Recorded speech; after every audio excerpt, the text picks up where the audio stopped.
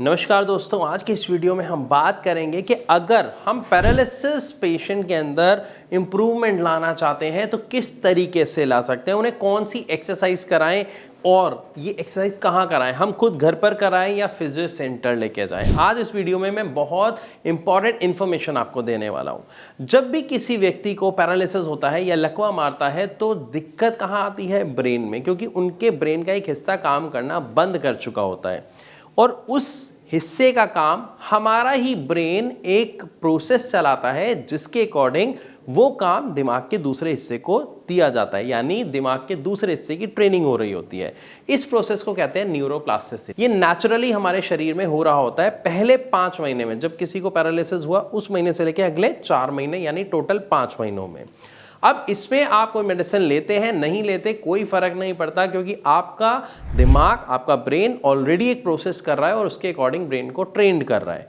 अब इस प्रोसेस के दौरान ये जो पूरा का पूरा टाइमिंग है ये गोल्डन पीरियड होता है और इस टाइमिंग में अगर आप अपने पेशेंट पर थोड़ा सा ध्यान दे देते हैं या ये कहूं थोड़ा ज्यादा ध्यान दे देते हैं और उन्हें ऑक्यूपेशनल थेरेपी के थ्रू सिखाते हैं तो यकीन मानिए पहले 5 महीनों में बहुत शानदार इंप्रूवमेंट आप अपने पेशेंट के अंदर ला सकते हैं। अब आपको करना क्या है बिना समय गंवाए, मैं सबसे पहले ये बताता हूं।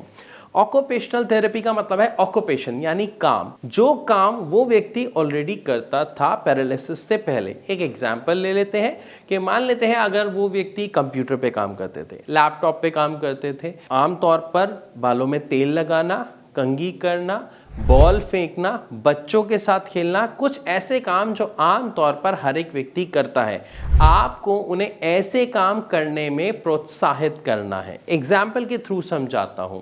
जब किसी व्यक्ति को पैरालिसिस होता है तो पहले 1.5 से 2 महीने में उन्हें काफ़ी ज़्यादा हेल्प चाहिए होती है अपनी बॉडी को बैलेंस कैसे करना है, बैठना कैसे है, मूवमेंट कैसे लानी है, ये सब सीखने में।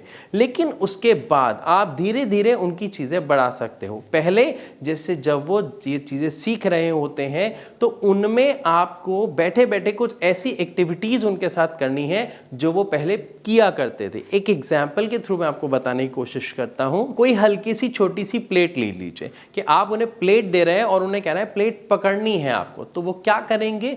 एक साइड उनका ठीक है, वो वाली साइड लेके आएंगे। आपको उन्हें कहना है जो दूसरी साइड है वहां से कोशिश करें। आप उस प्लेट को उनके हाथ के बिल्कुल पास तक लेके जाइए ताकि वो कोशिश करें और इसके थ्रू जब आपका पेशेंट कोशिश करेगा तो उनके अंदर बहुत अच्छी इंप्रूवमेंट आएगी। 1.5 से 2, 2.5, 3 महीने में जब उनके अंदर इंप्रूवमेंट आती है तो जब वो नहा के आते हैं आपको उन्हें क्या करना है? उनके पाम में यानी हथेली में ऑयल डालना है। आपको उनको कहना कि आपको दोनों पाम का यानी दोनों हथेलियों का यूज करना है, जो ठीक है वो वाली साइड भी और जहां से उनकी बॉडी वर्क नहीं कर रही है वहां से कोशिश करनी है। इसकी वजह से वो क्या करेंगे? कोशिश करेंगे उसको रब करने की, हाथ को उठाने की, जिसके थ्रू उनकी पूरी बॉडी में थोड़ी थोड़ी एक्टिविटी होना शुरू होगी और जो काम व्यक्ति पहले करता था वही काम अगर आप उन्हें करने के लिए कहते हैं तो चीज़ें काफ़ी आसान हो जाती हैं उस व्यक्ति के लिए कोशिश करने की। इसी तरीके से घर में अगर कोई बच्चा है वो बॉल फेंकता है, उनके थ्रू एक हल्की सी बॉल आती है ना, अब वो बॉल को आपको उनको पकड़ा देना है और सिर्फ ये कहना है बॉल को थ्रो करो। तो एक साइड ठीक है, दूसरी साइड से वो पकड़ेंगे और थ्रो करने की कोशिश करेंगे। अब इस पूरी एक्टिविटी में आप ध्यान दीजिए उनके पूरे हाथ की यानी कंधे की, एल्बो की, पूरे हाथ की एक्सरसाइज हो रही है। तो ये एक्सरसाइज इतनी शानदार होती है और देखा गया है पेशेंट्स के अंदर जो इंप्रूवमेंट आती है इससे वो बहुत ही शानदार देखने को मिलती है। बस आपको क्या करना है? उनके रोजमर्रा के काम में उनको प्रोत्साहित करना है, मोटिवेट करना है, हेल्प करनी है वही काम करने में। इसके थ्रू आप देखेंगे धीरे धीरे आपके पेशेंट के अंदर बहुत ही शानदार इंप्रूवमेंट आपको देखने को मिल जाएगी। अब बात कर लेते हैं ऐसे पेशेंट्स की जिनको 5 महीने से ज्यादा हो गए हैं, तो उन्हें क्या करना है?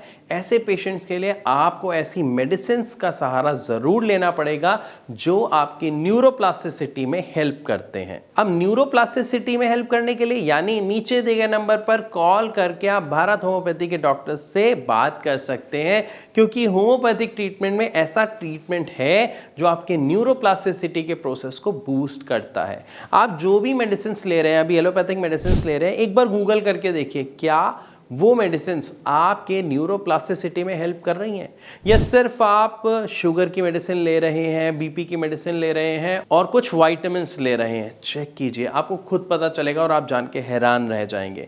तो भारत होम्योपैथी में ऐसा ट्रीटमेंट हम अपने पेशेंट्स को प्रोवाइड करते हैं जिससे उनका न्यूरोप्लास्टिसिटी का प्रोसेस बूस्ट होता है और पेशेंट्स के अंदर रिकवरी काफी अच्छी देखने को मिलती है। हो सकता है इस वीडियो को देख के आपके मन में बहुत सारे सवाल आ रहे हो, आप उन सवालों के जवाब हमसे अभी जान सकते हैं। नीचे दिए गए नंबर पर भारत होम्योपैथी के डॉक्टर्स को कॉल कीजिए, उनसे बात कीजिए और अपनी समस्या का समाधान जान सकते हैं, या फिर आप कमेंट के द्वारा अपना सवाल हम तक पहुंचा सकते हैं। वीडियो अच्छी लगी तो लाइक जरूर करें, इससे ज़्यादा से ज़्यादा शेयर बिल्कुल करें और ऐसी और वीडियोस के लिए हमारे चैनल को सब्सक्राइब करना बिल्कुल ना भूलें।